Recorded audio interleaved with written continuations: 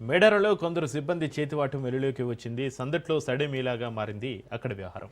నగదు ఇస్తేనే ప్రసాదం ఇస్తామంటున్నారు కొందరు సిబ్బంది. నగదు ఇస్తేనే ప్రసాదం పైన భక్తులు ఆగ్రహం వ్యక్తం చేస్తున్నారు.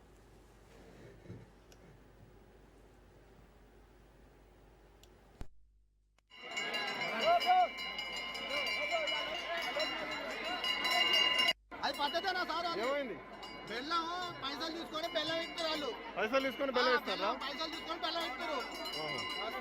ఎంత తీసుకుంటారు? 20 రూపాయలు, 30 రూపాయలు, 50 రూపాయలు, ఎంత ఇచ్చా అంత.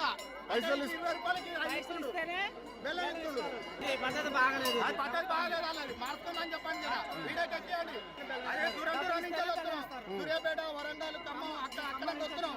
అది ఎందుకు సార్ కాకపోతే మీరు కూడా ఒకసారి మీరు కూడా అడగండి ఒకసారి.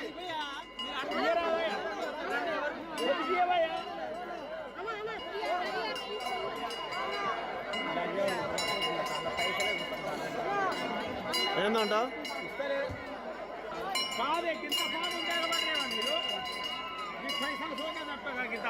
పైసలు అడుగుతుందా?